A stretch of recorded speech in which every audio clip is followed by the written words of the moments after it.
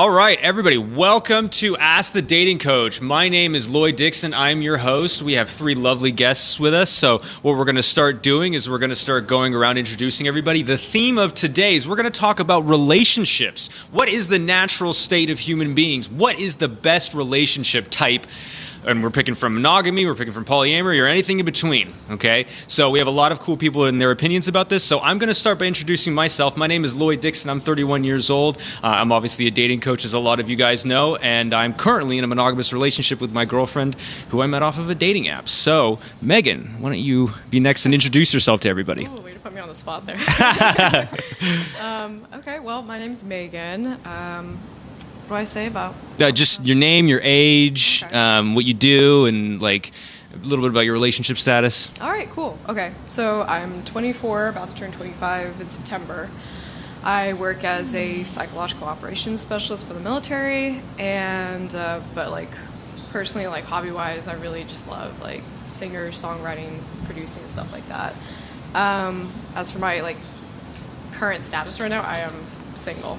You are single, yes. But you were in open relationships in the past, correct? Yes, yeah. Okay, cool. So we'll talk about that in a little bit. Candace, why don't you introduce yourself? Hey, that's me. So my name's Candace McIntyre. I am a full-time artist, a full-time muralist. You can find me at Lively Vibes Designs. And I'm also married.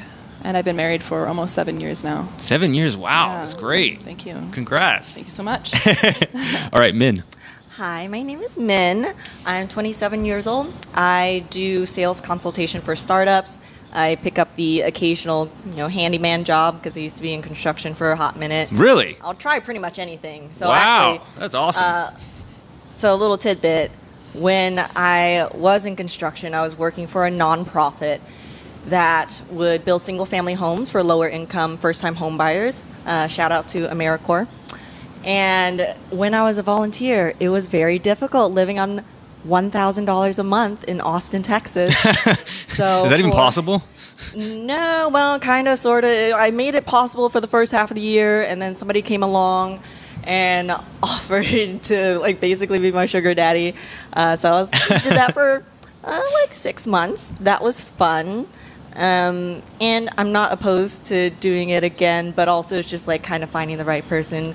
But I've tried. Wait, how did this person find you? How did they propose this arrangement? So because there are websites for it. This is an official thing. You know? Yes. By the way, if you are kind of looking to get into it, I would recommend Seeking Arrangements. And then there's also there's several fantastic subreddits for this, but the most popular one, I think, is Sugar Lifestyle or something like that. They have subreddits for this? I knew about Seeking, but I didn't know about the subreddits. Okay, so where do I start with the sugar baby stuff? Whoa, okay. So we'll go here for a second, yeah. The first time that I got offered the sugar baby stuff was actually right when I was getting divorced, which, by the way, I was with somebody all throughout high school. I was with him for a total of 7.5 years, but of those 7.5 years, we were married for 3.5. Mm-hmm. Was it after high school? Yeah, so we got married when I was 18. Okay. And then, long story short, we were no longer together because so normally the way it works with people is either they grow together or they grow apart. Mm-hmm. In this case, I was growing and he just wasn't growing at all. Right. But how did you feel like you were growing versus him? Was he just in the same job, doing the same things every day? Yeah, just doing the same thing over and over and doing nothing to get outside of his comfort zone. Mm-hmm. And when I was 18, even though I had a full ride scholarship offer to a school in Texas, I decided to take an unconventional route, mm-hmm. life path, because everybody was telling me oh, you need to go to college to do to get a nice paying 9-to-5 job and right, yeah. get a single family home and start a family, and I just wasn't interested in doing what people were telling me to do. I'm kind of stubborn. Yeah, you don't strike me as a person who likes following rules a whole lot, you know? Oh, I will follow the rules that make sense. But some rules sometimes deserve to be bent a little bit. Mm-hmm. I have more stuff to say on college in a second. Mm-hmm. But while I was married, I met this friend of a friend, who basically was like fulfilling all my needs that my ex-husband was not. Mm-hmm. So I had to ask continually over and over, like for some very basic things. Like for example, when I was married for these 3.5 years, I was in Hawaii. No friends, no family around me. I gave up this like full ride scholarship and kind of gave up my life, put my life on pause to go be with him. Yeah, because I was like, wow. Oh my gosh, I'm gonna go follow my heart and like, sometimes it works out, sometimes it doesn't. Yeah. But you know, I was working 2 jobs Mm-hmm. because that's what you kind of have to do in Hawaii, in an expensive place like that. Yeah. And after, you know, working like 12 to 14 hours, I would go home and I would make dinner for me and him. He worked night shift, so it worked out kind of conveniently. Okay. We would be at home around the same time. The really disappointing thing was like, at the end of a really long day, I just want to hear about my partner's day. I don't want to tell them about my day. He would just eat as quickly as possible and then go play video games. I thought you were going to say he was asking me about my day too much. He didn't even do that. He just went straight to the video games. Yeah, no. And then he was dealing with a lot of mental health issues. Yeah. And I was trying to, in a way, like, help him get out of that. Mm-hmm. But the thing is, like, you can't help somebody that doesn't want to help themselves. Right. But anyway, met a friend of a friend towards the end of my marriage, which was, like, fizzling out. Mm-hmm. And it was just, I was getting really tired of asking for my basic needs to be met. Right. And then this friend of a friend came along, started treating me really well, and I realized, like, wow, this is the type of care that I needed. Right. I think I need to just, like, face the fact that, you know, yes, I put 7.5 years into this relationship, but just because I invested so much time already doesn't mean that I should continue investing this time if it doesn't make sense. Yeah. Like that, like time, what is it, the time sink fallacy? It was a very difficult decision to make. And afterwards, like, as I was leaving the island, Mm-hmm. this friend of a friend he basically told me, like, hey, if you want to stay in Hawaii, if you want to go to college, or if you want to go to school or become like a real estate agent, I will support you. And all you have to do is, like, you know, be my girlfriend. You're like, this sounds awesome. Oh, actually, I was just like, oh, no. I was like, no, honey. I just got out of a 7.5 year long relationship. Mm-hmm. I'm not gonna use you as a rebound, first of all, and then second of all, that's good of you. Yeah, and then second of all, like, I didn't like the idea of somebody giving me money and then me feeling like I owed them. Yeah, my girlfriend's like that. She's like that a lot. She like refuses to accept, not refuses, but I have to like literally just give it to her without asking her. I can't, if I say, hey, what do you want? It's always, I don't want anything. It's like, hey, can I buy this for you? No. And then I just have to do it, and then she'll be thankful for it. But yeah, she's super independent like that, so I know what you mean. It's because you feel in debt to that person, and then you feel like you need to pay them back. Yeah. But there has to be an equal partnership in a relationship. Do you feel that when somebody gives you gifts? You feel like you got to pay them back for that gift? Yes. Yes. I Ooh, do. Interesting. I do. How does somebody give you gifts then, Candace? Well. Doesn't sound like gifts are that's not your love language then, huh? It is. It is. Surprisingly, it is my love language. I mean, because I feel like to have that reciprocating feeling. Right. That's what makes a relationship. Right. I mean, if there's no reciprocating feeling and there's no giving back, then do you have a relationship? Right. Well, the thing that changed my mind a couple of years later when somebody offered a very similar situation to me again is like when somebody offers to do something nice for you, they, as the giver, get to feel really good about adding to your life in some way. Mm-hmm. And if we're talking about like being in like an equitable relationship, whether it's like a relationship, like a couple or like a friendship, if the other person, if the giver is really well off and like what they're giving is like kind of insignificant to what they have, what they actually can make and what they can do. Yeah, Mm-hmm. then you should allow them That to makes feel sense. nice about giving you things. Right. That does make sense. Are we changing Candace's mind on this podcast? Are we breaking through walls? Well, I think it's a part of my love language, but I wouldn't say it is in its entirety my love language. Mm-hmm. I think that sometimes you may feel a sense of almost guilt. I think like when somebody gives you something, you feel, dang it, now I gotta do something to prove that I'm not a jerk. Yeah. But if you're with somebody that really loves you, like say a friend or something, then ideally you feel safe enough to accept and not feel like you have to prove anything. Like you feel like your connection is genuine enough. Mm-hmm. Yeah, you have a point there, because yesterday it was literally your birthday, and I came to surprise you. Yesterday was your birthday? It was. Yeah. Happy late birthday. I apologize, Candace. We had no idea. We would have brought, why are you a cake. We would have apologizing? brought You everything. Done more research. I wish I had known. It didn't say on your Instagram, so you know. If it's not on the gram, it's not actually real. Yeah, I mean. Yeah, so I showed up to your doorstep, got you a cake and stuff like that. But I mean, we already have a relationship where we give back to each other, though. Sure. Right? Yeah, it does. But I'm saying in circumstances of, like, let's say your coworker gives you, I don't know, a card on your birthday, or I don't know, something, then you feel like you need to give back, because it's not, I'm saying like platonic relationships too. Yeah. I know we're talking about dating here too, but I'm also talking about platonic, like. Well, dating and relationships are an exchange of things. You are exchanging stuff between each other. That's why you're there. A lot of different things, including babies. But basically, the way I see it is like not every gift you're going to get back. Like I remember I was a long time ago, I was in the mountains of Thailand, and I was driving. I had to go get my visa from one town to the other. It was a 3.5-hour bike ride. I did not really know how to ride bikes that well, so I'm riding through the mountains, and it ended up getting, Thailand's like really hot. It's like almost as hot as here, maybe a little hotter. And so I rode with my tank top and shorts, and I get to the top of the mountain, and I'm freezing. So I'm freezing, I'm shivering in my bike. I end up falling. I'm all scraped up. I go to the visa office. The visa office is closed. For some reason, it was closed that day, and they just had no sign out there. So I go back, and I run out of gas. And I realize I don't have enough cash on me because I had paid for a jacket to pay for the gas. Now, obviously, if I had a card, if I had something there, or they had an ATM, but they didn't have any of that.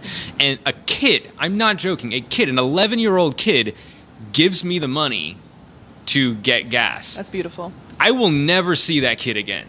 That 11-year-old Thai kid, I'm never going to encounter him again in my life. And I just, like, I had tears in my eyes when he gave it to me, because I was like, dude, this guy in the middle of the jungle is giving me probably his week's allowance or his month's, who knows how much money he's giving me. Yeah. And he gave that to me, and he had a smile on his face as I left. And I was thinking the whole time, feeling guilty, and I was like, why am I feeling so guilty about this? The guy had a smile on his face. He obviously didn't regret doing it. And so I thought that, the next time I see somebody that I have the opportunity to really help, I'm going to do that. And so maybe I might not be able to give it back to him, but I can give it back to the universe. You know what I mean? And I think that kind of attitude works really well when it comes to relationships and when it comes to, like, other people. This is my opinion. Yeah, I mean, ideally, with any sort of connection, you're coming at it from the standpoint of like, oh, I want to give you this like unconditional care and love, not because I'm getting anything out of it. Like, I get to feel good about maybe taking care of somebody else, but you shouldn't expect to get stuff back. Mm-hmm. I mean, with the relationship, that's your opinion, but that's not how everybody else feels about it. Like, they're not going to tell you that. They're not going to give you a gift and say, hey, by the way, I want something in return. You know do you understand what I'm saying? That's true. That's true. The way I think about it is like this. I mean, you can't predict what other people are going to do and what other people are going to, like, how they're going to react. All I know is, like, I have to do the things that are going to make sense for me. And I think with dating, too, sometimes guys who are struggling with their dating life is like, oh, well, like, women aren't doing XYZ for me. And I'm like, well, what are you doing to earn that, What are you doing to put yourself out there? Because sometimes they can walk up to a bunch of women, talk to them, and they say they all have boyfriends. Probably not all of them have boyfriends, but they don't get anything back. And my recommendation to those guys is, like, you're always looking that you want something in return for the things that you're doing, and that's why you're not getting what you want, Yeah, I'm not going to lie. I see a lot of guys that are like, oh, women don't cook anymore, women don't clean anymore, they don't like do anything. And I'm like, and it's usually a crusty ass dude that is in really bad shape and brings nothing to the table. I'm like, you're Whose not. mom took care of them their Yeah, entire exactly. life. Who still lives in their mom's basement. Yeah. Sorry, guys. I mean, if you're going to complain what other people are going to bring to the table, I hope you're bringing something. Yeah, exactly. Yeah, because Well- in order to attract what you want, you have to sort of be that, you know? Absolutely. Be what you want to attract. For Cool. So, did you finish your story, or is there anything more you wanted to say about that? Because I have some questions coming up right after. If we haven't. Oh, So I finish can't it. even remember, so might as well go straight Cool. into the questions. Cool. Let's go to the topic. So we've heard a bunch of different relationships. We've heard open relationships. We've heard monogamous relationships. We've heard sugar daddy relationships. All right. So let's start talking about open relationships first. Okay. So I'm in a monogamous relationship. I have done quasi-open relationships in the past. Who here has done it or is like currently doing it, or open relationships? I'm currently polyamorous. Currently polyamorous. Okay, perfect. So we'll start with you, Megan. What caused you to decide that, hey, I think I'd like to try this, or I think this is for me? What was your process for going through that? Oh, man. Let me think about this for a sec. How old were you? 24. You're 24 when you started? Oh, no. I thought you said, how old am I now? No, I know you're 24 now, but like, how old were you when you decided this? Or were you always Oh, like, man. you know, Ever since I was a kid. Mhm. Yeah, because... you're just like, why would I date one person? Yeah, because honestly, like, I grew up in a, Latter-day Saint household. Yeah, you mentioned that. Mormon, as the people might know. You both did, right? Yes, we both did. That's how we met. That's how we met, yeah. Way back. Way back in the day. Simultaneously, Megan and I. Yeah, and just growing up, I always felt just kind of different than how other people view Right. things. Where it was like very, and especially It's very different from the environment you grew up in. yeah, and Yeah. especially with Yeah. the mold Yeah. that they expect for you to fulfill of like date around a bit, and then but of course inevitably to find that like single person of the opposite gender to be your partner for all eternity. Yeah, right? all eternity. Yes, all eternity. I'm not joking. Yes. Wait, yeah. It's not what death did you till say? do For all eternity? Or? For all eternity. Yeah, Oh, yeah. It's Yeah, not okay. death till death do us part. In the, Yeah. In heaven, you're going to be like, Jesus Christ, can you stop it with the nagging? Right. Yeah. And I just, I don't know, I found myself feeling feelings for multiple people in Right. different ways, and I didn't quite understand that until I got older. Like, I didn't even know it was a thing, you know? And then also, I'm also bisexual, so that also didn't fit into the mold either. Yeah, not very Mormon of you. Yeah. Shame on you. You bad Mormon. Shame. We need to baptize you again. Oh, I know. No, but that's awesome. I mean, that really sounds like that really shaped who you are today. You know, Yeah. at what age did you start thinking, you know what, this ain't for me? Well, I was kind of, to be honest, like, I was also homeschooled, so I was very isolated, and that's when I discovered the computer, and I started playing online games and boy. started to experiment, like, on, like, virtual, like, Uh-huh. situations and socializing with people online. I started to... You had your Sims characters having thruples, like, Yeah, pretty much. You know? look, there's 3 people in the shower, it's all blurry. That visual. Yeah, you're spot on, yeah. And I was like, why can't it be like that? This is great, you know, like, this is so cool.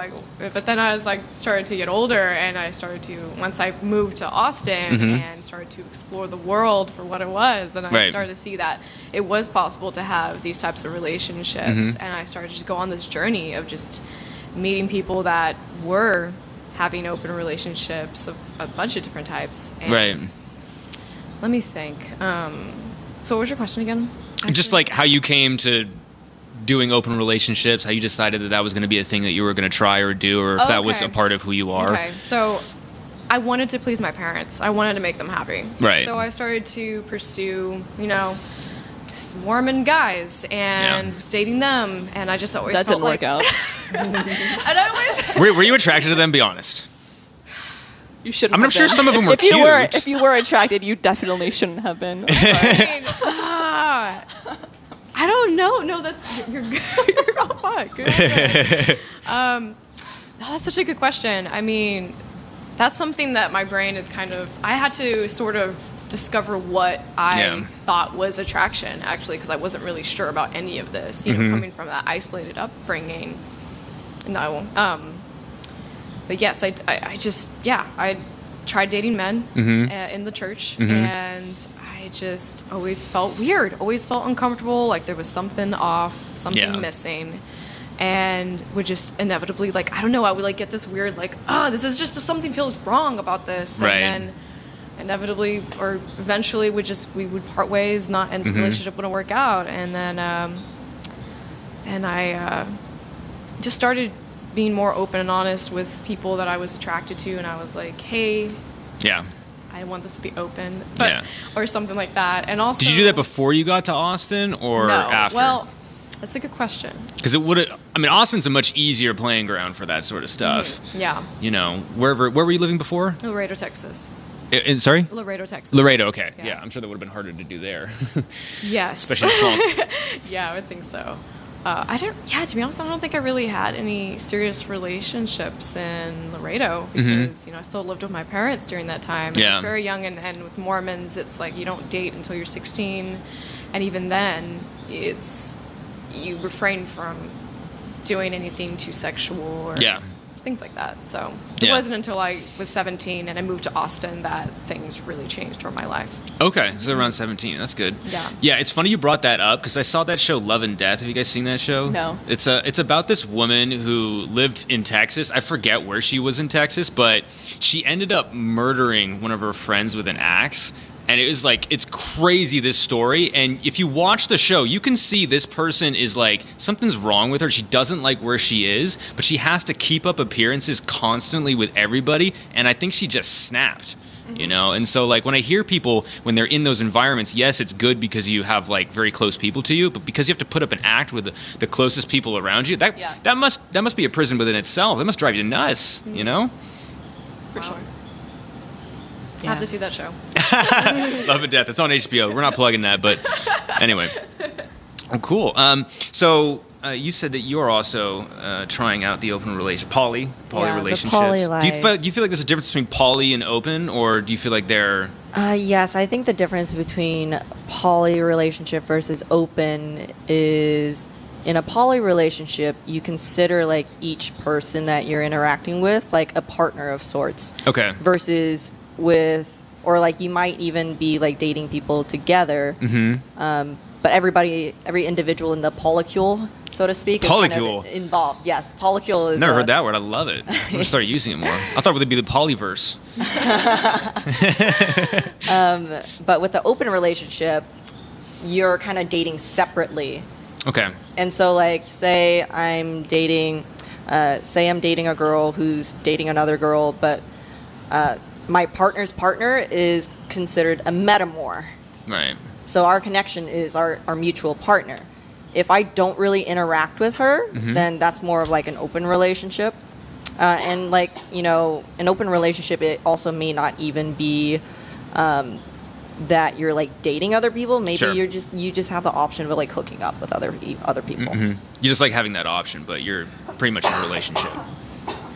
Yes. And then you also like can divide it into like some people do a hierarchy where maybe they have like a primary partner, and then everybody else is like anybody that they date outside of that core relationship is like a secondary partner. But at the end of the day, they're always going to prioritize their primary. Yeah. I personally don't love that style. I like the kitchen table style polyamory where You're like, what are we having for dinner? Yeah, where you can like sit down with your metamors and you guys were all like Well, friends. metamors, you got to define these terms. There's some people out there that aren't educated. What's a metamor? Is that a bug, or is that like... So again, a metamor is just your partner's partner. Okay. So like kitchen table polyamory would be my ideal situation, but sometimes your metamor, they may not necessarily want to get to know you. So in that case, I believe that's called a tea party polyamory situation. Okay. There's a lot of different ways that you can Not go the about it. Trump supporting Tea Party. Maybe they do that. We don't know. They might. They might be getting freaky there. But the thing that got me into polyamory was the fact that like I would rather deal with like jealousy than dishonesty. So, like, Right. say somebody is, say somebody's only ever done monogamy. Sure. And I tell them, like, when I first start dating them, I try to bring it up on before the first date. I like to be like, hey, just so you know, I'm not looking for anything monogamous right now or serious. And, like, I'm currently seeing 3 other people right now. Wait, you said anything monogamous or serious, but you can be still serious and be polyamorous. Yes, you can still Right? be serious. So you're not looking for anything But serious. serious as in, like, I don't want to move in with somebody. Yeah, just Okay. yet, and just want to, like, kind of take it easy. I take a long time to decide how I feel about people. I usually like to see somebody for 6 to 8 months before I decide, like, hey, what direction do we want to head in? I like to start with something kind of general, get to know them as a person, see how they interact with other people in the group, see how they treat their family and friends. How do they treat people that can't do anything for them? Like, when we go to the restaurant, how they talk to the waiter or waitress. How do they make other people feel? If I leave them alone in a social situation, are they going to be able to handle themselves, or do I need to babysit them a little bit? Yeah. But yeah, like, if somebody has never dated anybody polyamorous, I'll explain things to them like, hey, here are the basics and here are the boundaries. Like, for example, compersion. Compersion is something I talk a lot about. Oh, yes. I've heard about the conversion. Big Compersion. fan. You know what that is? Yes. Do you want to explain it? Schadenfreude is the opposite. Yeah, so, like, compersion is kind of like empathetic joy for your partner. Okay. So say let's say my partner's name is Kevin, and he comes home and he's just like, oh, I just came from a really fantastic date, and he's so excited and he wants to tell me all about it. I want to be really happy for him because I'm like, oh, I'm really happy that you connected with somebody else and you're Yeah. so excited about this. Yeah. Like, kind of sort of like if your friend is excited to tell you about a great first date, you want to have that kind of like gratitude and joy that they have these meaningful relationships outside of you. Sure. That definitely can- makes sense. Yeah. That can be hard Yeah. for people to learn Yeah. sometimes. But at Yeah. the same time, you're worried you might lose them, and they might want to spend more time with that person than you, right? Oh, I have never worried about that. If you're insecure about yourself, I definitely think that you Right. And if you don't would have worry. your own goals and your own basically your own life, Yeah. I think that's when the thoughts, the jealousy and the insecurities can start come to the forefront. And also another point I wanted to add is that what I really love about open relationships is that people who are poly or open, they tend to actually usually end up being a lot more easier to communicate with, because communication is so important. If you think it's important in monogamous relationships, it's even more so in poly and open relationships. by Yeah, far. yeah. So every open relationship I've ever been in, it's like I love and I really appreciate just how everybody's like, oh, how does this make you feel? Well, how can we compromise with this? How can we make this work? You know? So No, I actually think, like, I mean, I have a very small sample pool to work on with my, like, personal experiences, but I generally think poly people are better communicators. yes, I agree with Well, you that. have to be. If you're managing a lot of people's expectations and, thoughts and feelings, yeah, you definitely got to be. Yeah, and also if you're managing, like, multiple connections all at once, it's kind of sort of like you're speed running learning in a relationship. Yes. It seems like it would get really complicated. It only gets complicated. So, for example, in my current situation, I have one guy that I see pretty frequently, like 2 or 3 times a month. And then for the other 2, I see them like maybe every other week. But if you are good about like managing your time, and if your other partners are not completely relying on you for all of their needs, like my other partners have other people that they date. So, the partner I see the most, he has 2 partners. Actually, I think like the 3rd time I spent time with him, I was actually on a boat with his other 2 partners. Before when he asked me if I wanted to come out on a boat, he's like, just so you know, 2 of the partners I'm currently seeing are on the boat. Are you okay with that? And I was like, yeah, we're going to have a fun time no matter what. It just didn't occur to me to feel any sort of like type of way about it. So if I can't be there to meet like my main partner's needs, he has 2 other people that he can turn to. Right. So, but that's why I don't think I'll ever have more than 3 partners. Unless I'm Yeah, it's a retired. lot. It does Yes. get kind of complicated. When I was in my heyday, I never did it like it was more of a like I knew they were dating other people. They knew I was dating other people. We never really talked about it that much. And if they were on a date with somebody else, like they would just kind of let me know, and I wouldn't press for details. But I found that like if I was dating more than 3 people, I would start forgetting stuff, and just it was so weird. I would lose all of them at the same time. I don't know if they talked to each other or like what happened, but it was hilarious. Like every single time this happened to me. So I had a rule that I was like, if I'm gonna be in Mr. Whatever I call myself, didn't call it poly or anything like that. If I was going to be Mr. going around and sleeping with a bunch of people, then max 3. That was I couldn't do any more than that because it was just too hard to keep track of people. Yes, I have experience in what I like to call polysaturation. Polysaturation? What's your limit, Megan? Oh man, I did experiment in having. Oh my gosh, it was like too much. It was too many, too many at the same time, and it was just like. Do you have a number Do I have a number? of like how many people you were seeing at one point? That was too much. Oh my gosh. Is it greater than 5? One for every day of the week. So let me see. Let me think on how to even explain it. The most amount of women I've ever seen at the same time was around 5 Oh or my 6, gosh. and then I was like, okay, this is too much. And it Yeah. was just No. Okay. like, So yeah. well, the situation I was in was I had my primary partner who was my boyfriend, right? Yeah. And then I had like 2, 3 sugar daddies I was balancing. Ooh. Yeah. More sugar daddies. I love this group. I had several. I was seeing like several times a week, and then I was seeing each one like once a week, right? Uh-huh. And so it was the long distance relationship with the boyfriend, Sure. and then there was then I was involved with the poly community as well, and going to hang out with them and being intimate with some of them as well. You know, so it was a lot. It was just too much. And so once I started to see how it was like burning out, I just couldn't be balancing all this. I had to like, all right, I need to take a step back and focus on how much I can really handle. So Gotcha. Yeah. so I that think it makes total depends on sense. the person though. It depends on exploring yourself and really just getting to know what your personal limit is. For Okay. Sure. Candace, did you ever do anything like this before your husband, or were you just monogamous? I was always monogamous. Yeah. Makes sense.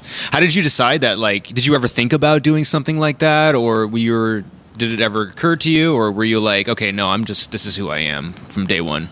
As far as like being a monogamous, Being monogamous or being polyamorous, did that thought ever occur to you? You know, well, yeah. Because of me.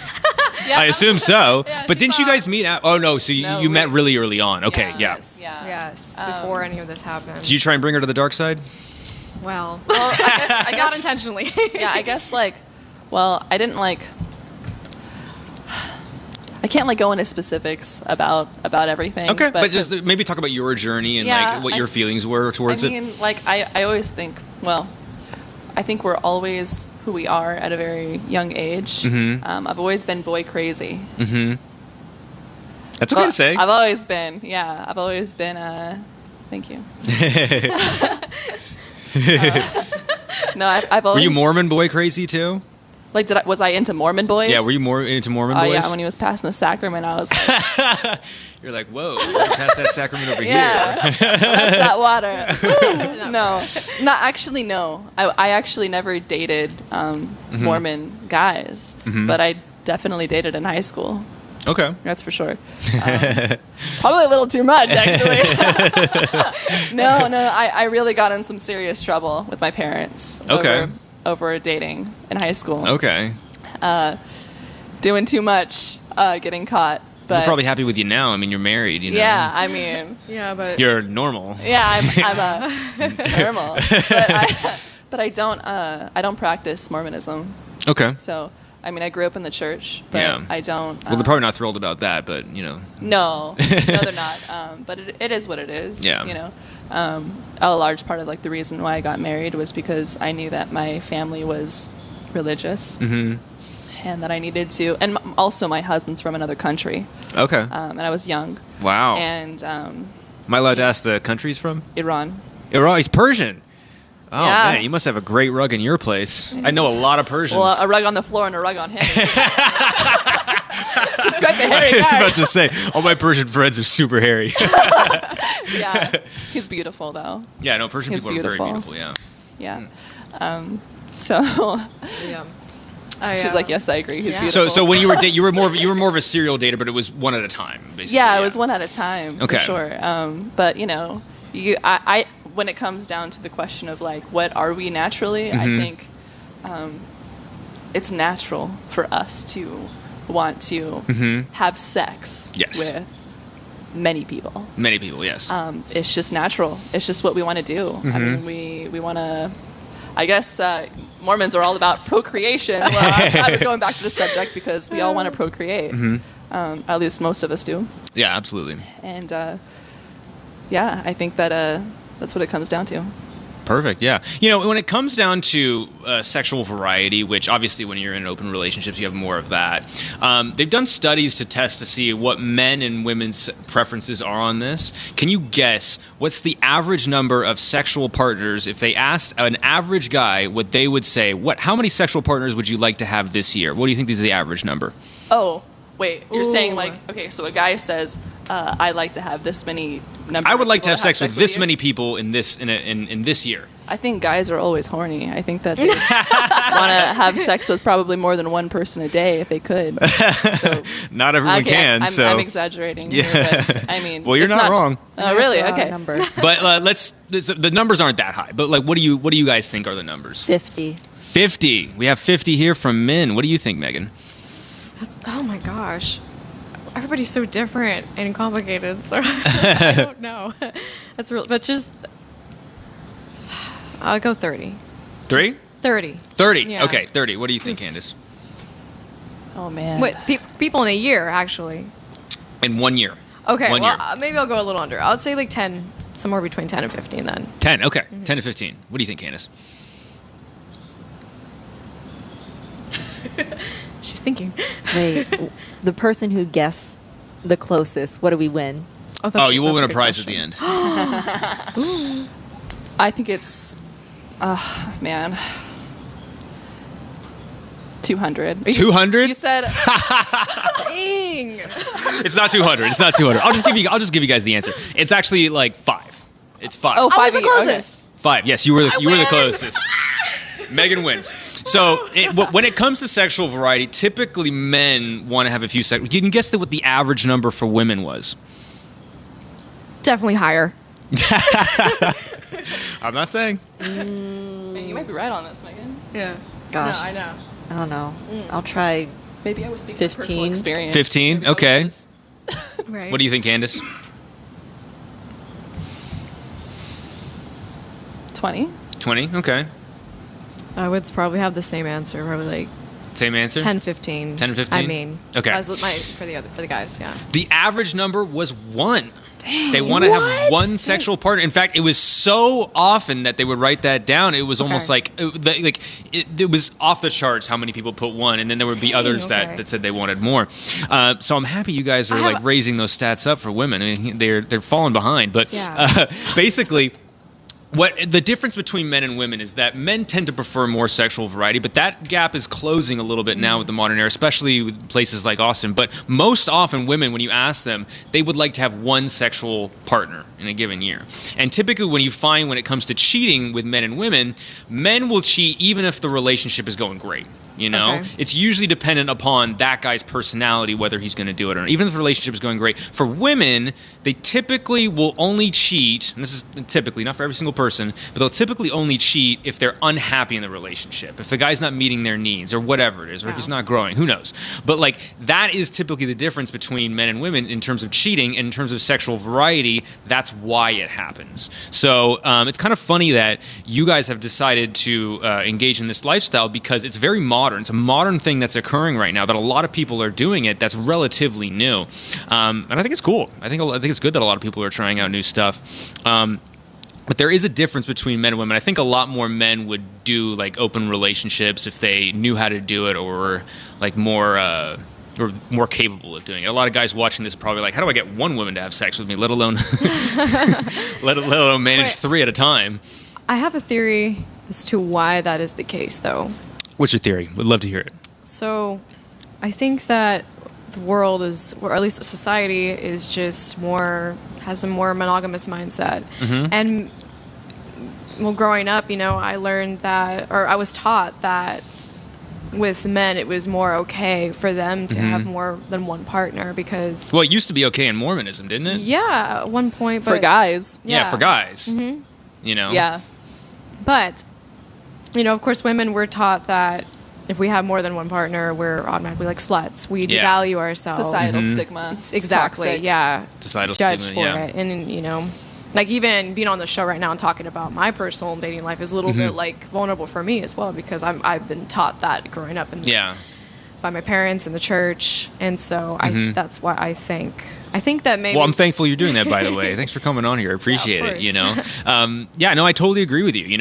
There's definitely a lot of societal pressure on women, and it's kind of like a double-edged sword. It's like, well, we don't want to be too much of a prude, and at the same time, we don't want to be too much of like a slut. Like all those things, they conflict. And there's constantly this like cognitive dissonance as well too. What I think is another reason as well is evolutionarily speaking, we're about a 200,000-year-old species. We evolved around. That's when human Homo sapiens evolved 200,000 years ago. So most of that time we were living in tribal society. Now, birth control didn't exist. You would only know max, a few dozen people in your life. Right. If you were to become pregnant, there's a high risk that you will die. So sex could be fatal if you had sex with the wrong person. If he's not going to stick around, or if it's just some random dude and he's not going to help take care of you, that could be a death sentence. So I think biologically, over the years, women have evolved to prefer less partners, or they're more particular about who they're going to sleep with. At least that's mostly true of the women that I know. They were more selective about who they're going to sleep with. I mean, you just see on dating apps who they're going to go out with. Women have vastly more options, maybe not vastly, depending on the person, but they have more options on dating apps than men do, significantly. And it's because I think women are a little bit more particular about who they mate with as opposed to men, because the costs are much higher. If you get pregnant, or women are more at risk for sexual diseases as well too. There's a lot of reasons for it. So I think it's societal pressure, but I also think there's a biological component which may or may not be a little bit outdated because we have birth control and there's safe sex practices now that make it a lot more feasible to do it in this day and age. Totally makes sense. Yeah. But anyway, that's just my opinion. Cool. So we've talked a little bit about open relationships. Let's talk a little bit about sugar daddies. I love that because that's kind of is that a... I can't contribute. See you later. I can't contribute either. I can't contribute either. I don't know what that's about. We'll talk about monogamy in just a second because I'm in a monogamous relationship as well too. So we'll bring it back around to that. All right. So how did you guys come about to be... You've mentioned how you got into yours. How did you come into your sugar daddy relationship, and how was it overall? Okay, so I found out about it actually when I was...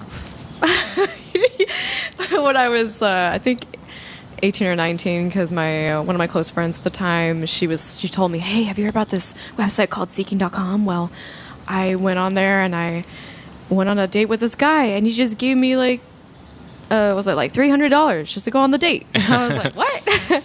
Okay, but it made me so nervous. I was like, no way, I could never do that. No way. But that's fast forward some years later.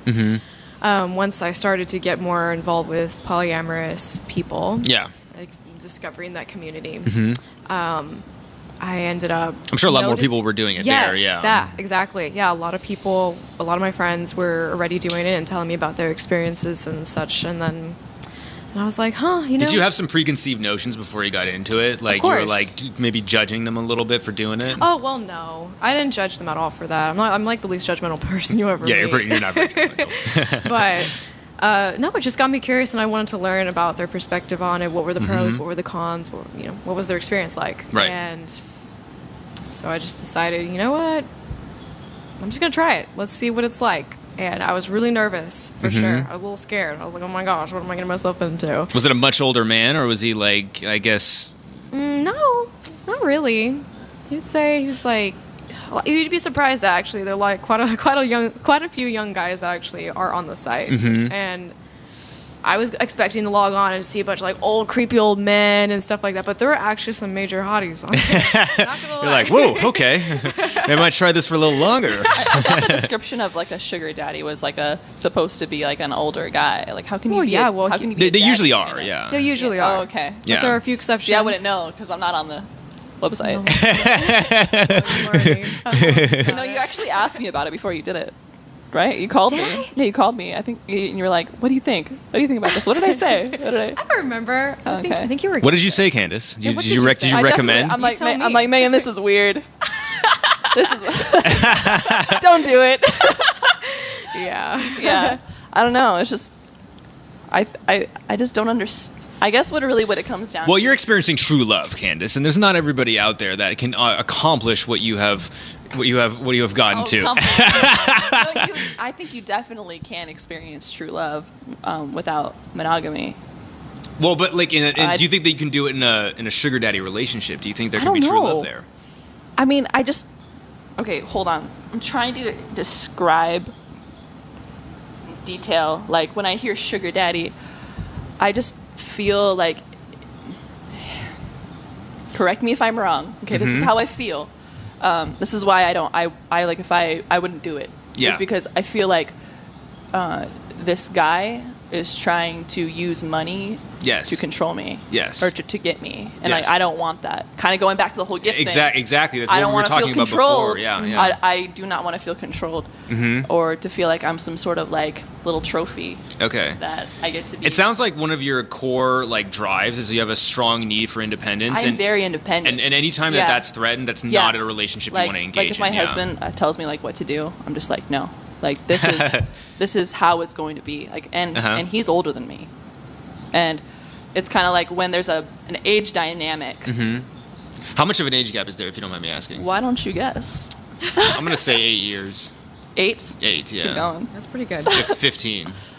A little 12. Wow. Here we Well, go. you're right Third there in guess. between. Right there in between. Yeah. So like, I mean that's probably why I have such a strong opinion about it is because my husband is older than me, and like I don't like the idea of an older man or a man in general, any guy, Right. feeling like they can control me with stuff or money. Would you say your husband is like a dominant kind of Oh, yeah. personality? Yeah. Okay, so you're Yeah. into that, but you don't like being Oh yeah, controlled. I'm totally into the like the alpha male. Like Yeah. I'm gonna do what I want, or I'm gonna be a driven man. Ooh, okay. I like that. Interesting. I think that's what makes a man attractive is when, because my husband's very determined. When he has a goal, oh my gosh, I've never met anybody who is so focused. You know So what I'm talking driven. about? Yes. Yeah. She knows exactly what I'm talking about. Drive, guys. Yeah. Have drive. Keep going. No, Ambition. Like, when a guy, Goals. yes, he has ambition. He has goals. He is really motivating to me. And I feel like now I'm getting off topic. Dang it. This is great. There's no off topic here. Yeah, how much time we got? No, I'm kidding. We got a freaking hour. Yeah, We're we got fine. a huge clock over there. But yeah, no, when a man is driven like that, that's definitely something that I'm into. Yeah, that's super interesting because it contrasts with your need for independence. I think that's does. that's It does. why you're into it though, because Yes. sometimes we're into the stuff I like that's the counter. challenging me. Yes, It's challenging me. I like to be challenged. You know, I like to be. I like that he is kind of like talent. Like I don't want to say like a leader, right? But kind of weird that I lifted my arm like that. Sorry, kind of ironic, but no, we don't support Nazis here, guys. yeah, we don't support that here. Nazis are bad. But yeah, I think that's what it is about sugar daddies is that the fact that I married an older guy. Yeah. He has a dominant personality, and I know that about myself. That I don't want a man controlling me. So I'm against doing that. Okay. Yeah. That's interesting because for me, arrangements allow me to feel like I'm in control because I'm the one that's kind of setting the contract, so to speak. But why are they giving you stuff? The guy never sets the contract though, because sometimes the guy can be like, "Hey, this is what I want to do," and if you want to do it, that's fine. If not, Right. all right. I've had that experience with sugar daddies for sure. You 50 Shades of Grey gives you a 12-page contract. And Not like that. Not that exaggerated. It's just more of like the first date's always the discussion of boundaries. What we're both seeking. yeah. Pun intended. Yeah. But how do you feel like this gives you a sense of power or a sense of independence? So I'm very efficient when I was. You've on used that word Secret efficiency a Relations. few times. Interesting. I just love efficiency sometimes. You're a very business-minded woman. I am, which is okay. also so like basically on my seeking arrangement profile, I have a list of services, and I already have I have my boundaries listed, and then a list of services with pricing. Nice. So that they know. What do you that mean by services? Hold on. What? So there's a lot of different. There's a packages, lot of different. okay. Different packages. Like Okay, for perfect. example, some guys just want to bring me on a date to maybe like flex on other people around them. So like sometimes I will be getting paid like $250, $500 to be on a boat because they need a bunch of attractive women on a boat. Nice. Wait, how do you Or- get into situations like that? Oh, you by- guys- you not guys my. meet after and That was connect. not my experience. on Or like so I would set pricing, or like so there is also like for example I did a lot of professional cuddling. I'm like, there is no sex involved, but if you give me 1,000 hours, you can have 2 to 4 hours of cuddles. And like if you actually want sex, that's the thing I would set at the highest price point, because I feel like a lot of my arrangements actually didn't involve sex. Maybe like one out of 5 would actually involve me having sex with somebody. Some people just needed a hug, or they wanted to not be lonely on like a trip to Aspen. A lot of the guys that I interact with, and a few women as well, what I saw pretty often was they were very ambitious and busy people, and maybe didn't have the time and the energy to devote to being in the dating scene. And this was easier for them. Another thing is I would sometimes take other stuff besides like monetary, instead of doing a monetary exchange, sometimes I would just ask for The gifts or something? I would ask for them to, invest in my education or to buy me power tools, because I was like, at one point I was refurbishing furniture. I would buy furniture off of Facebook Marketplace or something, or Craigslist, or not buy, but whenever people give away furniture for free, I would rent a little truck from Home Depot. It's very cheap for the first hour. I would pick up the furniture, take it back to my place, refurbish it. So sometimes it was me asking them to invest in whatever I was doing for money at the time. But there's a lot of different types of arrangements, and I felt like a lot of people liked my profile because I set the boundaries and I set the price, and they don't have to like guess and negotiate Right. and go through like kind of like the intro, and we have to like. I just made it a lot easier for them and offered less friction. And sometimes people would negotiate, and sometimes I would allow that. But with me having so many choices, it was really easy for me to, like, if somebody said something, that I was like, no, that is a deal killer for me. They would just be like, okay, goodbye, good luck. And then there's also, I would caution though, if you are doing the sugar baby life, there's a lot of safety precautions that you should take. Yes. For example, don't ever use your real phone number and block out your face. For phone numbers, you can get a burner phone, or it's a lot easier to just use a Google App. Voice phone number. Well, that's another concern of mine too. Is just like the safety measures too. Oh, so like I would always do, so after they kind of tell me like what they're looking for, if anything in my profile, looked appealing to them, we would do a meet and greet in person, and then it was always public and during the daytime. And I'd always let people know, like, hey, if you don't hear back from me within an hour or two, maybe call the police. Yeah, I got those texts a couple of times. For Megan. Yes. So did you use your real name? No. No. So how can you have an authentic relationship with someone if you're not being honest with them? Well, I would tell them that I'm not using my real name, because a lot of them didn't use their real name. a lot of them would just use like their initials or something. Yeah. So I was honest about the fact that I was not using a real name. So that counts as honesty to me. All right. Did you have feelings for anyone that you had an arrangement with that you probably would have dated without the financial component? God, there was one guy, but I don't think it would have worked out between us. Why? So first of all, his general lifestyle at that time, I wasn't interested. He was just like, so he was working 120 hours a week. That's impossible. Elon Musk doesn't even work those hours. Does he never sleep? He is an insomniac. Okay, well, that makes sense. And actually, he has since stopped because he literally had a seizure.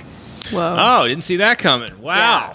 Yeah, he used to be in like a private equity. So Okay. for him, he used seeking arrangements because he was just like killing himself working. And even though I cared a lot for him, and I still talk to him from time to time. Why was that guy? Why were you so into that guy and not the other guys? So like, You just love a man who can't sleep? You love a hardworking man. Love a hardworking I man? do love a hardworking man it or always woman. goes back. It always goes back to the. I do love somebody who just like cares a lot Yeah. and puts a lot of effort Yeah. into like building the life that they want. Mm-hmm. If they can show up for themselves like that every day, they'll be able to show up for their friends and their family in a very similar way. Yeah. Anybody that they love.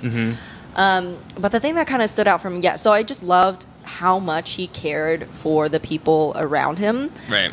But he definitely needed to find a better balance. And I mean, I was kind of young when I met him. I mean, too. I'll say, working 120 hours a week, like, I mean, that's there's zero balance. yeah. Well, yeah. No they're- work-life they're balance, just literally- work. Yeah. I don't know. It's also he had very good intuition. Like his one of his dominant love languages was like touch, and one of my dominant love languages is touch. So like he was a top 1% cuddler. A top 1% cuddler. A top 1% cuddler. How'd they make it there, dude?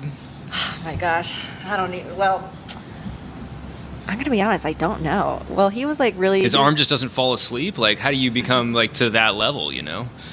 You know, I Valid can't question. tell you because I do it so intuitively that like when somebody is a bad cuddler, I'm like, oh no, this is not gonna work out. You're just like, are you all bones? Like, how do you... I don't know how to describe it. Just like knowing where to put your weight. Like, I love being big spoon. Oh, If you like somebody- being the big spoon. I love But you're not very being- big. I just look like a little jetpack. You're more of a backpack situation going on. Yeah. I don't know. He was just so driven. I think part of the appeal is also like he used to be homeless as a kid. Okay. And had all this drama, but whenever he turned 18, he really tried to just like turn his life around. And part of the reason he was able to turn his life around and like be so successful in college was because he did psychedelics. I haven't heard that one before. We're in Austin. I don't know. I just because like I come from like a lower income background, and so like his Yeah. story to me was very inspiring. Mhm. And he is actually about to retire in a little bit, so hopefully he'll like sort through some things himself. Okay. Well, that won't last very long. I guarantee you. He's going to get bored so quickly. No, I think he's the type of person like whenever he retires, he's just going to. So he has like multiple Airbnbs all over the world. So whenever he wants to, go to Korea, he'll block out his calendar for that Airbnb, or like, I don't know if it actually is an Airbnb service or if it's a different company.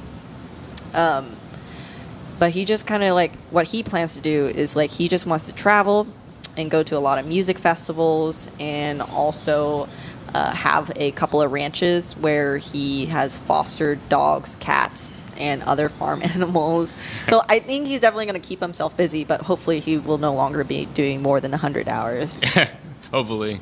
Okay. So, Megan, we just Yes? talked about, she talked about a special someone on Seeking. Did you date anyone that you're like, you know what? I would date this guy without the arrangement.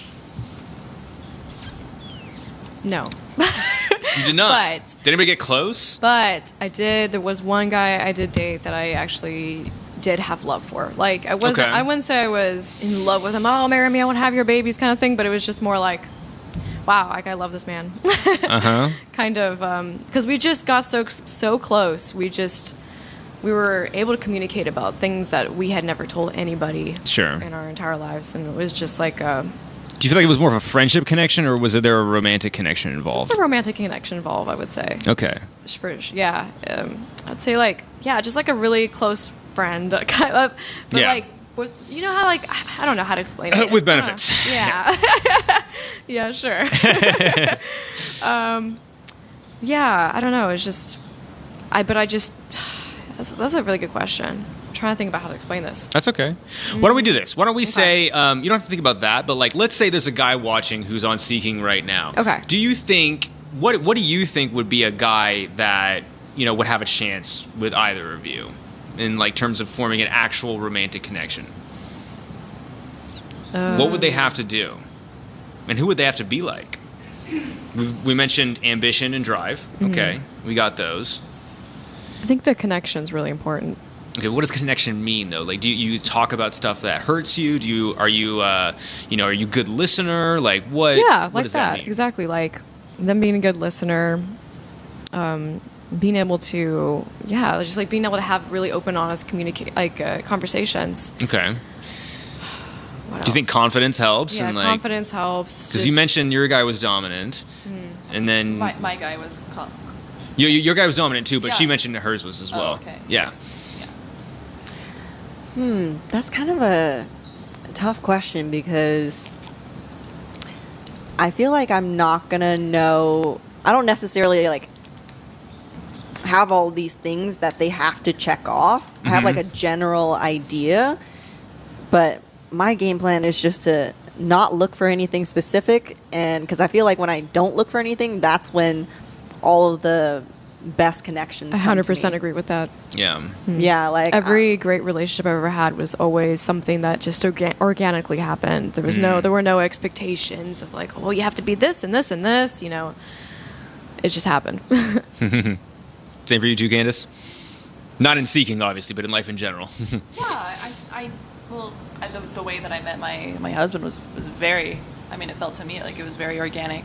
How'd you meet him? Very unexpected, actually. I met him working at Papa John's Pizza. Papa John's Pizza. Yeah. Was he the delivery boy? We both were. Oh. Because we both moved to Austin like the same month. And then, because he went to school. He was going to school, and then he came to Austin. And then he needed to get a job to get an apartment to show proof of income.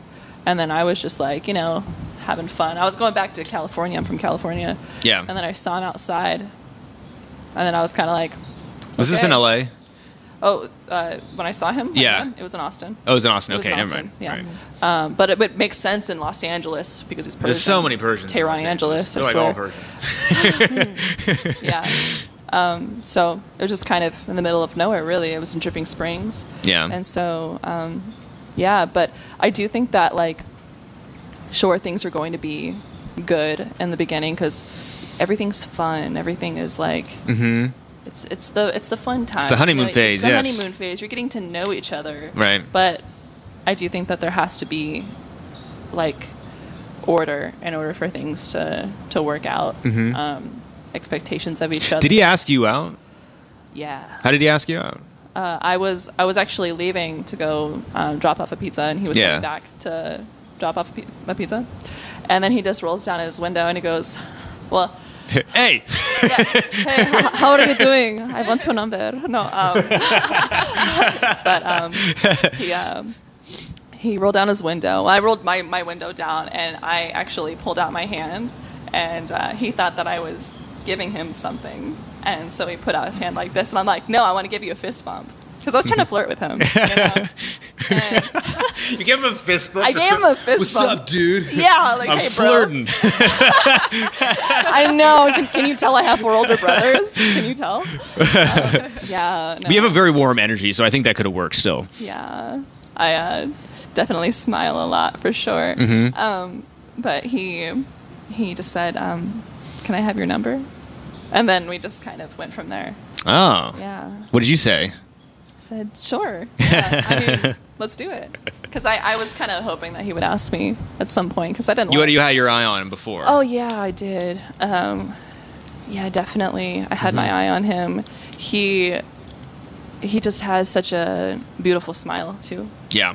Not that I'm saying I have a beautiful smile, but I'm saying, you know, he had what made him so attractive Right. was that he had a sweet energy about himself. Okay. He had this sort of like, I want to be your friend. Uh-huh. I think that's Authenticity. Yes. Genuine. Yes. he had that about himself. And So you started kind of as friends first, is what I'm hearing. Maybe not friends, but like friendly. Yeah, definitely. Definitely friendly, for sure. Okay. Yeah. That makes sense. That makes sense. Yeah, I tell guys all the time. So, like, you know, when if you're trying to get a girlfriend, or if you're trying to get like someone to be more interested in you, and you're tired of chasing women and getting rejected, then what you should do is establish yourself in an environment. My guess is you weren't the only person that he talked to at Papa John's. He was probably friendly with a lot of different people. For sure. He was probably well liked in the environment, and that's probably one of the things that you looked at when you were looking at him. Because when women observe behavior, they are looking to see not just how they treat them, but other people. It's really difficult to do on a date, though, because like you only really interact with the person you're sitting across from. Maybe you can interact with the waitress or the waiter, and like sometimes that can be a key moment. Like, what if they get the order wrong? Like, how are you going to handle that? Are you going to be a dick about it, or are you going to just be like, you know, a pushover? Like that is a pretty big determining factor. And so I find it's better if guys are tired of chasing women, establish yourself in a group full of women that might be good for you to date, and then just act like a really high quality guy to everybody, and then you'll start to see like the way women show interest. You guys could help me out with this. Definitely. Is like they'll usually hang around you, maybe they'll catch a glance or two, and then you'll get rejected a lot less, and you'll actually get a much higher quality partner by doing that. I also think that when what you just said, Yeah. right, with establish yourself in an environment with a lot of women, right? Well, it could be women and men too, but like hopefully there's women there. Even if there's just Right. men, that can work too, but I have to explain how that works. But yeah. I think what Min said about treating people well in an establishment also really matters too. Mm-hmm. Yes, women look at the way that you act, the way that you treat Very true. people. Mm-hmm. How do you how did you treat the waitress? How did you did you speak to them in a rude way, or in like kind of like a condescending way? Exactly. A huge thing Exactly. for me. Sorry, I hit the mic. And I'm No, gestures are serious. great. Just don't hit anybody in the face. No, Without consent. do you consent, Megan? No. Yes. Hit me again. No, a huge thing for me, and tell me if you guys agree, but I think that if a guy can be confident, and that's great, but if he is cocky and he is Arrogant. arrogant, oh my gosh. You're into arrogance. No. I am not into arrogance. Do not be arrogant. What's the difference between arrogance and being confident? What do you think? Just being a complete asshole. Being able to back You got to it be more up. specific. There are guys who have no idea what you're talking Okay, about. sorry.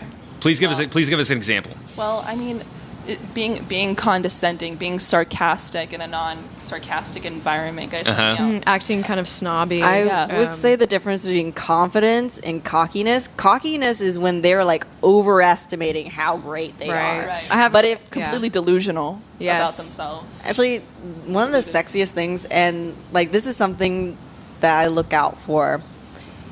If I meet somebody, let's use Kevin as an example, and I start talking to Kevin's friend group or Kevin's colleagues or coworkers, people that interact with him. If everybody's saying great things about him and he never really brags about himself, confidence. that is such a turn on. Agree. That's such a green flag. Agree. Yeah. I mean, do you think Brad Pitt walks around and be like, hey, I'm an A-list actor. I'm super good looking? No, he just doesn't do that. Like, other people will say that for him. Other people will notice that about him already. So When guys do that, it makes me think that they're compensating for Right. something. Small dick energy. I was about to say that. I'm like, small dick energy. small penis if you are super arrogant. by the way, if there's anybody who has a small penis, there's nothing wrong with that. There's You can nothing still wrong. have big dick energy and have a small penis. Correct. Yeah, it's all about that energy. It's Yes, not. It's not about the exactly. size. It's how you use it. That's what counts. Hold on. Yeah, I don't want to make anybody feel bad here. That's not why I'm here.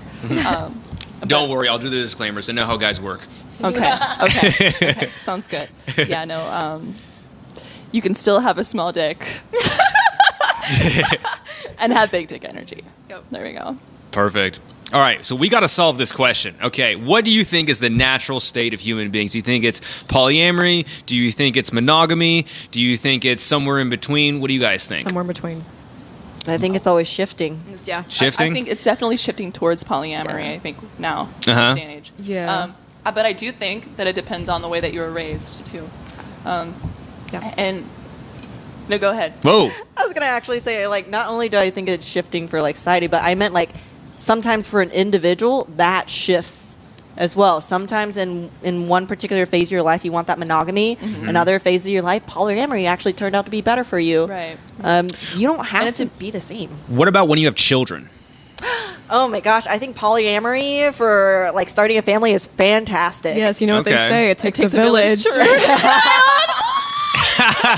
We haven't So had there's this actually- conversation before. There's actually some data behind this that suggests that if children have a lot of influences from other family members, that it can work. My problem with it is people move. People have different preferences and they move around. So if you all decide to stay in one area, I've hung around poly people a lot, and there will be big problems, and it might be good at first. Even the first couple years are good, but there a lot of times down the line, like people start growing resentful, like bad things start to happen, you know. And I've seen some real bad horror stories happen from poly relationships when they raise kids together.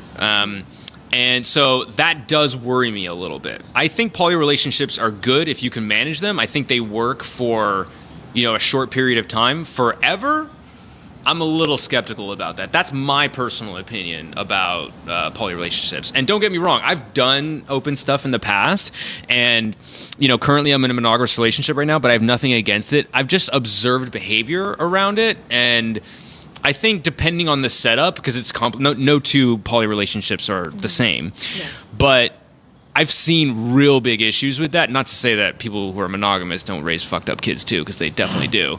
But like, I've seen just some really troubling things happen, and I think the stability, for a child is super important. And so I think for most people, monogamy would be the best option for most people. But if you can handle a poly relationship, I think it can absolutely work. But communication is key, and being vigilant about it, and really being studious. But what do you guys think?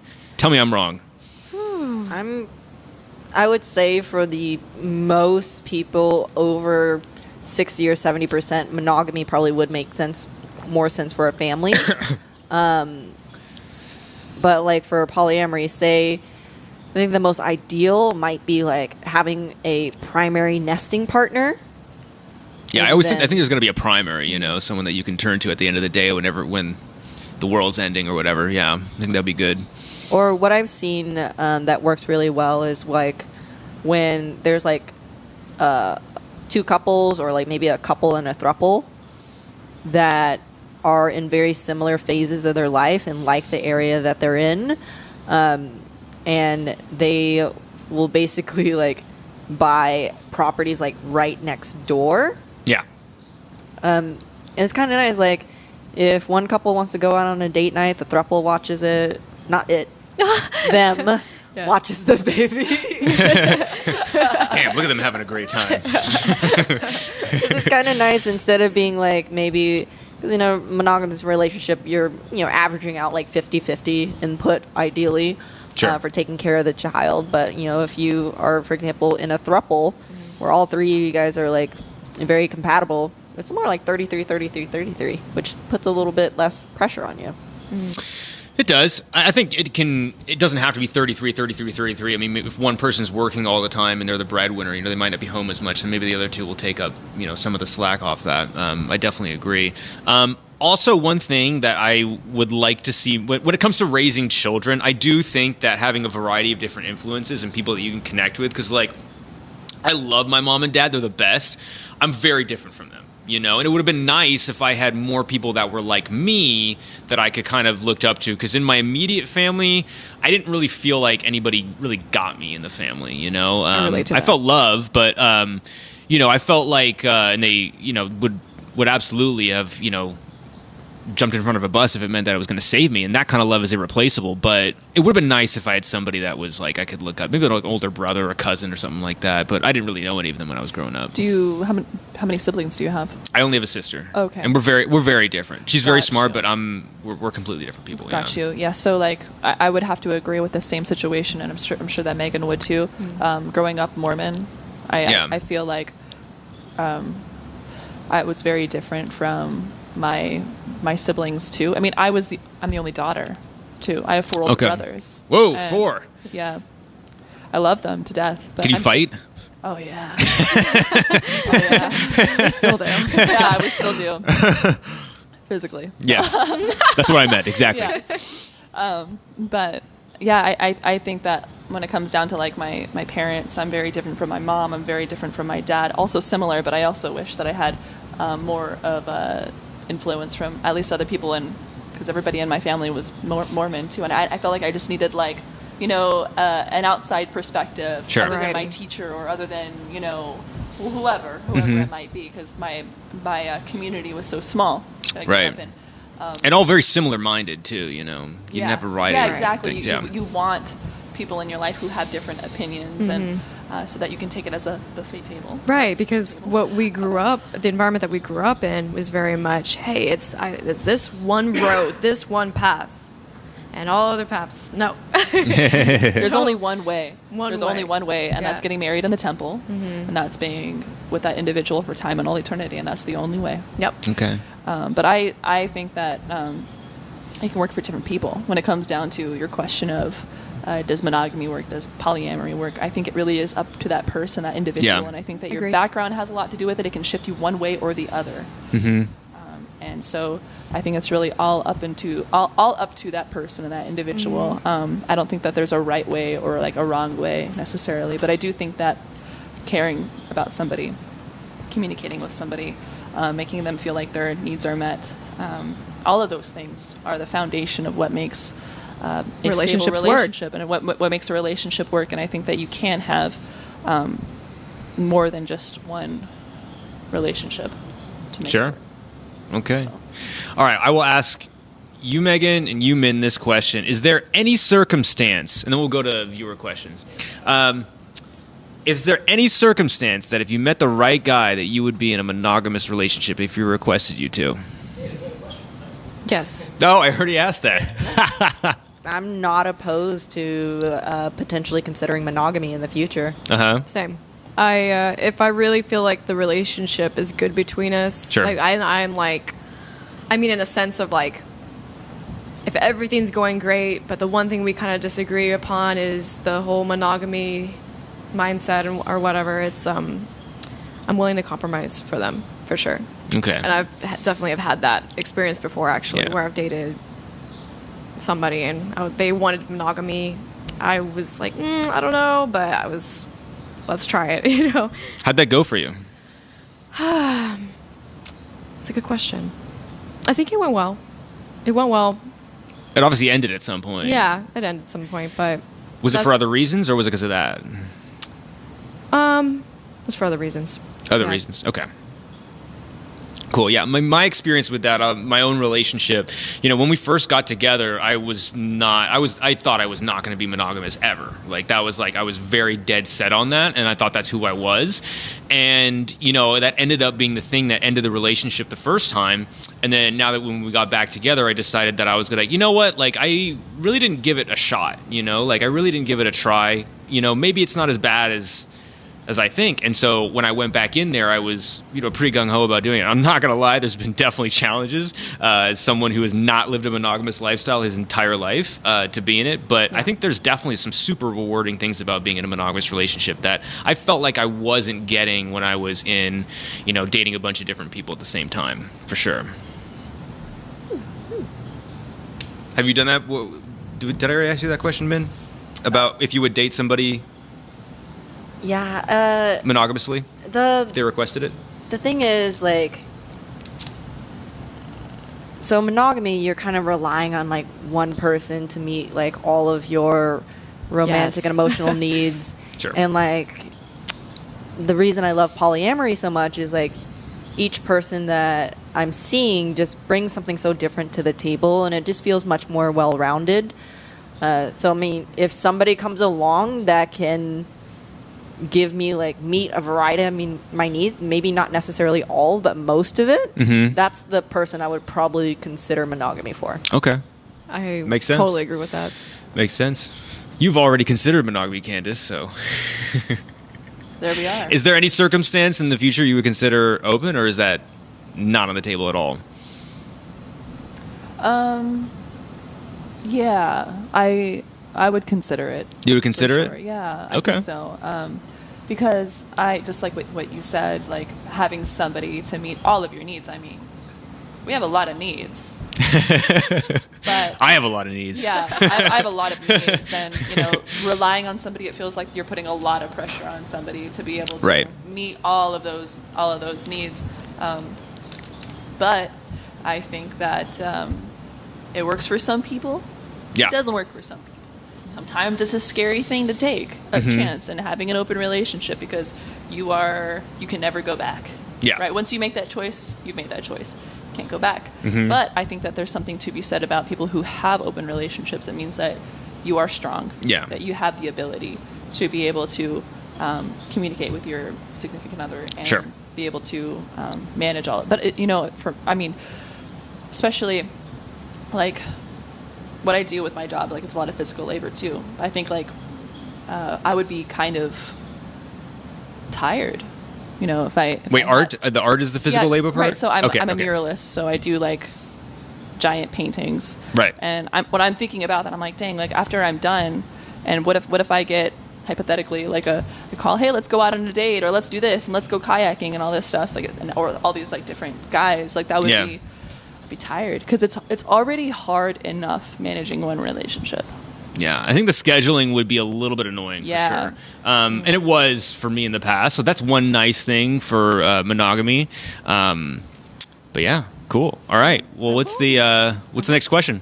Wait, can I say real quick? Yeah, though? what's up? Oh yeah, what's up? I will say one thing, kind of like, I think choosing between monogamy and polyamory is almost like choosing between having just one kid or having multiple kids. Yeah. Like some people have the capacity for it and the resources, and some people don't. Yeah. Or some Yeah. people just like want to focus all of their energy rather than feeling like they're stressed out or stretched thin. That is a very interesting comparison that you had because I wouldn't I make that love comparison though. yeah, well, I don't know if I would make that one, but I can see why you say that. it's a responsibility that you have, right? It's you're diverting your responsibilities. I just think raising a kid's so different from like having like a relationship with somebody. This is my personal opinion. But But it's like choosing how many people that you want to love. That's the comparison that I was making, not necessarily like, hopefully. what if one of your partners tells you, they're like, who do you love more, me or your other partners? Oh, Do you say, I love you all equally? I You're like, no, would you're not- third. I would not date anybody who would ever ask that sort of question. Okay, gotcha. You're not going to quantify love like that. or maybe you Right. you might get 2 in 1, and you might have a man baby, or you might have. This is such a weird comparison. Do you ever think about that though? Now we're Like- getting freaky. I mean, you might have somebody that likes to wear diapers, and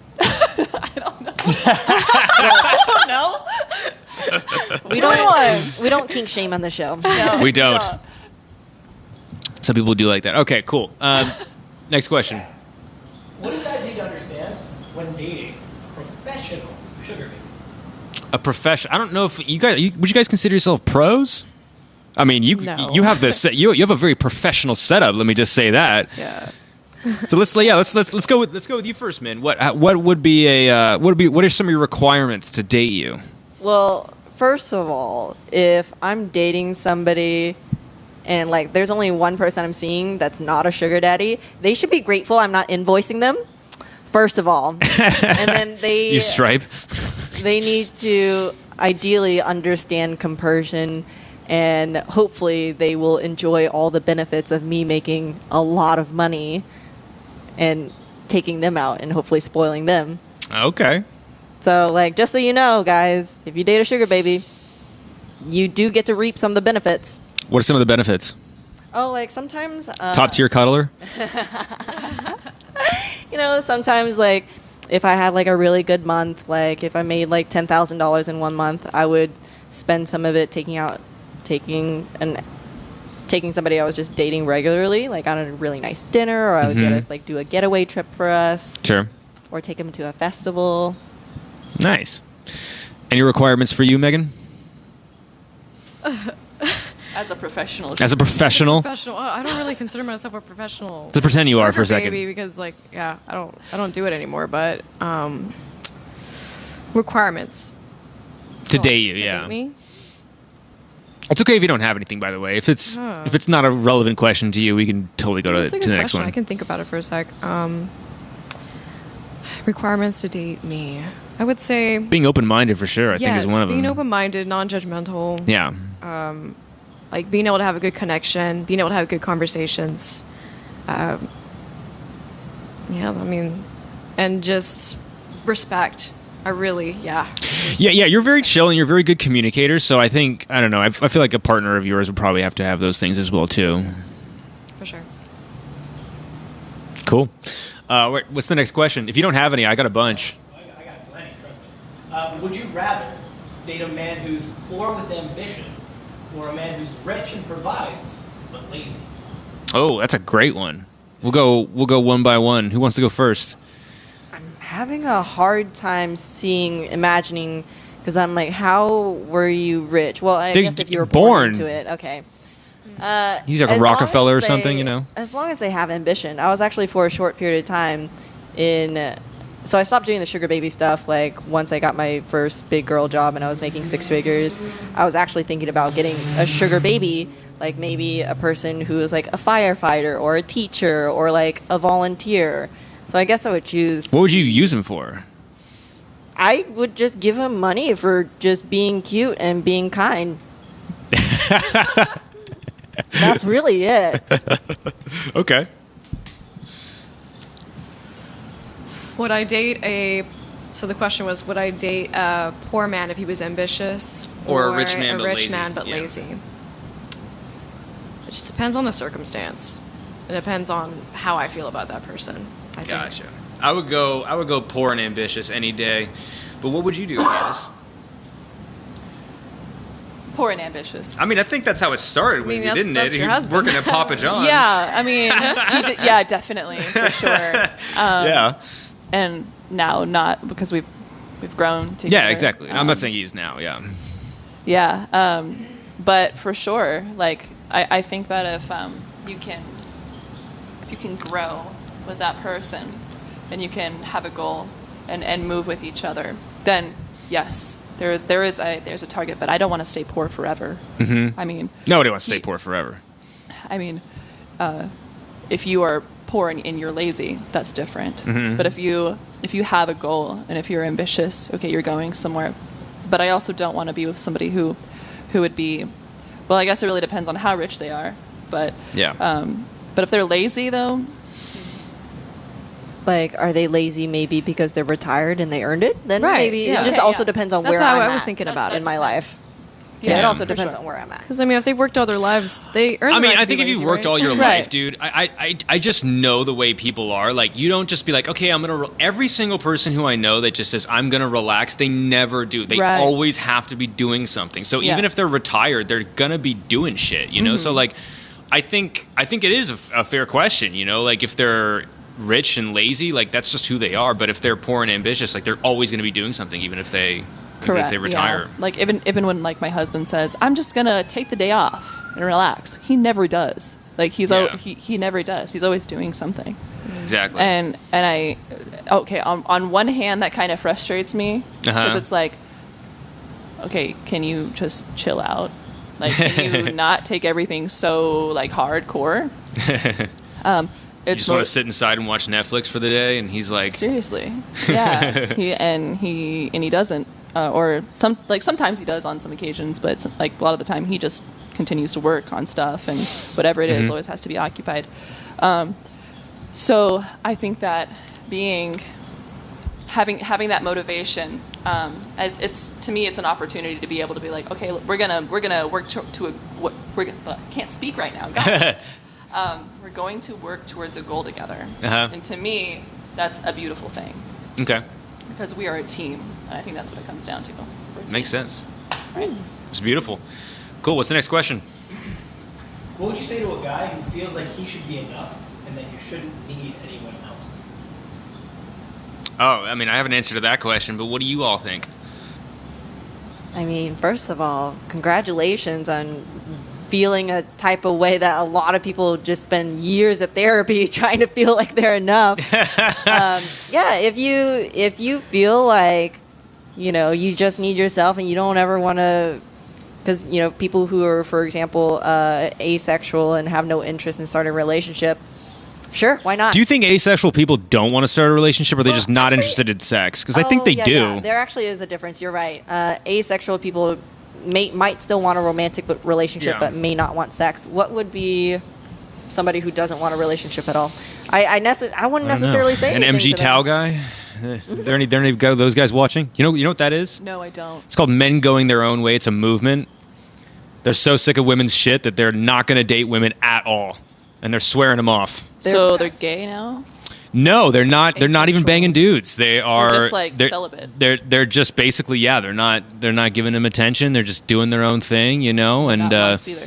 and I love this because it's more women for me and for the rest of the guys that aren't. Yeah, so I would sure. continue, if you're thinking about joining the movement, please join and continue to do that. So anyway, that's my opinion about that. If I were to guess, the type of men that are part of that are maybe not necessarily the type of men that women are even interested in. So, Well, it might be some incels too, but I'm here to help those guys as well. If you're involuntary celibate and you want to start getting laid, just know I got your back. But if you're really swearing that off, I can't help you. Also, I know this is random, but I don't mean to kink shame. If you do wear a diaper, I don't shame you.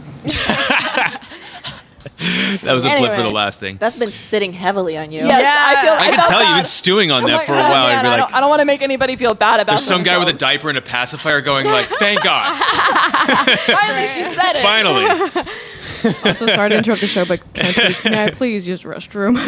Anyway, well, my opinion about the question is Okay, I this. guess- You're being serious? Yeah, no, I'm being serious. Can I go to the restroom? Oh yeah, no, you can go anytime. I didn't mean to make, you're probably suffering there for forever. Okay. I will also follow her in a second. Okay, cool. Gotta stay hydrated.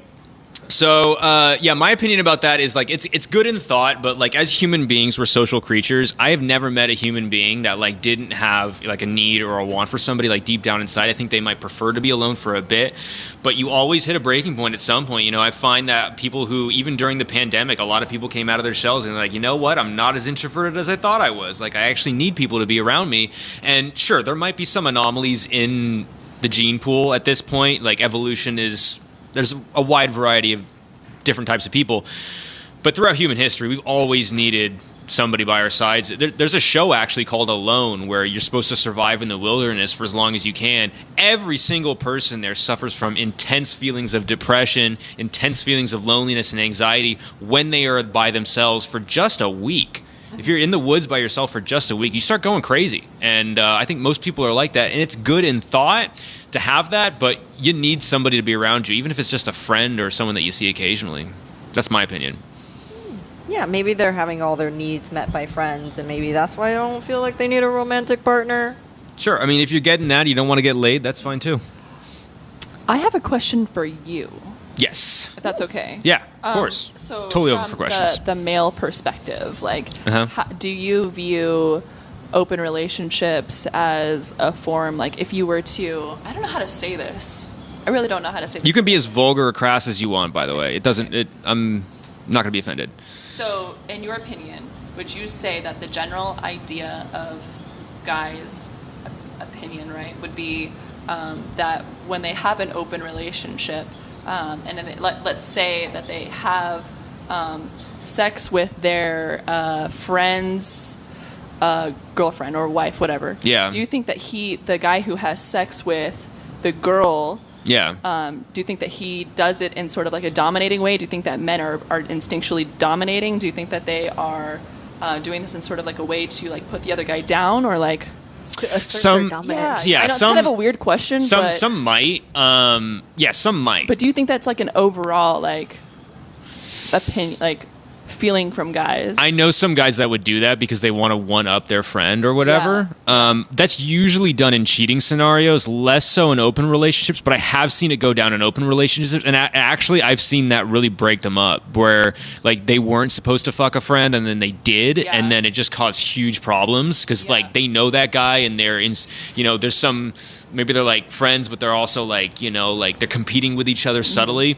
I see that can really ruin. Yeah, free to go ahead. I can see that really ruining a lot of relationships. So definitely there are guys who absolutely do that, and there's definitely times where guys do that, and it's totally fine. Women do it too, I think. Yeah, absolutely. Like women. Yeah. Women compete with each other more than they're the more friend. than men know. They're the friend that's like, oh, you should break up with him. He's such a narcissist, and then goes and fucks him. She slides in, yeah, for sure. I think that I know all about that. I think it's both genders too. I don't think it's just men that are dominating, that are roosters against each other, that want to fight each other. I think that women do that too. Yeah, and that's why I think the power dynamics in open relationships can be very complicated because they say everything's about sex, but sex is about power. Anyway, next question. Do you have an ideal relationship type? How many guys? How many girls? 5 guys. No, I'm just kidding. 200. More men, the better. I would say that my ideal relationship would be with a guy and a girl. A guy and a girl. Yeah.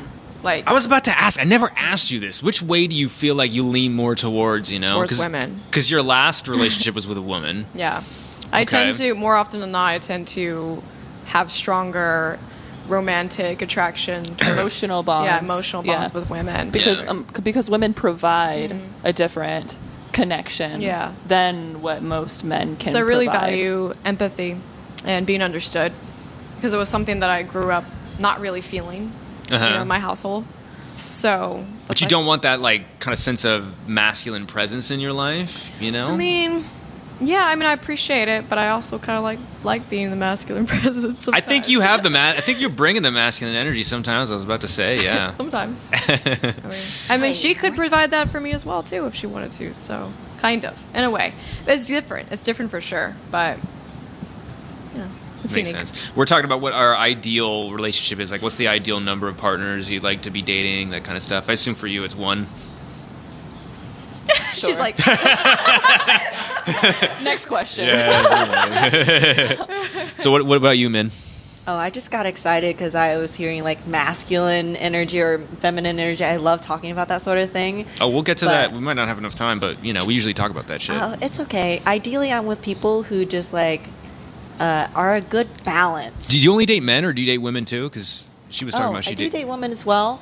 It's just like my dating history has mostly been men because they're the ones that are doing all the approaching and they're more readily available. I feel like. So you're not the type of person to approach others, right? I will approach sometimes, but usually my energy is focused on other things. Like I normally find that usually the best connections I have are when I'm focused on myself and we kind of met while I was I don't know.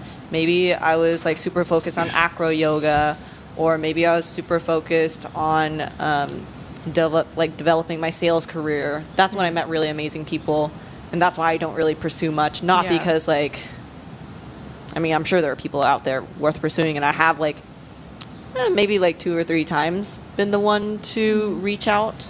How'd that go? Oh, fantastic! It was so easy. You approached a guy?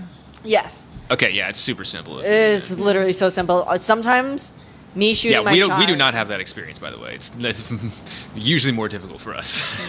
One of the things I will say that if you're interested in getting better at dating as a guy or a girl, learn sales. Dating and sales, if you look at the skills in a Venn diagram, that Venn diagram is a circle. Sometimes, yes. Let's put an asterisk to this. Yes, sales helps, but you have to be emotionally intelligent too, and I find a lot of people who go straight sales, they are not very good at doing that, and they completely miss things. Yeah, I will agree with that. You need emotional intelligence as well, but I feel like most salespeople, really good salespeople, have emotional intelligence. Right. Yeah, don't they, like, Well, they but they're become so friends focused. They're with so their focused people. on making the sale. Because I use sales analogies all the time, but because like they're so focused on making the sale, because the sale usually in like a business context is nothing but good. If you're booking somebody, you're making money from them. Like that's good. But in a relationship, there's two people. There's your wants and needs as well too. So it's a little bit more. Yeah. You got to be in touch with yourself and. Because at that the kind end of the stuff as well, day, too. like, are you just going to constantly like trying to sell that person? Like, No, so that I wouldn't consider that a salesperson. So sales has really developed. Okay, so I think there's a lot of misconceptions about sales. So at my last job, I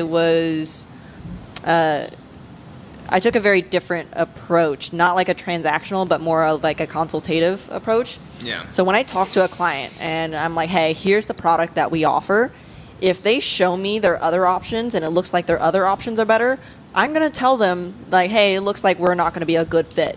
My sales process involves just like filtering people and finding the people who are going to benefit from my product. I'm not necessarily always trying to like push my product onto everyone because not everyone is going to benefit. True. from that. And same thing with dating. I'm not going to be a great fit for everyone. Yeah. Some people are going to hate me. Mm-hmm. You have terrible taste, but All right. Do we have any more questions, or are we good? Okay, cool. So we are at the end. All right. So what we're going to do right now is we're just going to go around. Everybody reintroduce yourself. If you want people to find you on social media or something else, or if you have anything that you want to plug, say it now. And then if you want to give one piece of advice for our viewers, you can go ahead and do that. So we'll start with you, Min. ooh, so I will not be plugging anything, and I also do not generally love it when people try to find me on the internet. So don't find Min. I like things to just like happen. What is it? Kind of organically when it can. Uh-huh. But the one tip I would say, Sales. yeah, I think sales. Honestly, it's like a very great skill to have, no matter what you do for work, and it's also really great with, it's just really great for any connection that you have, whether it's like friends or family. Mm-hmm. A lot of life is sales. I might be biased. Well, you're very efficient, so that makes sense.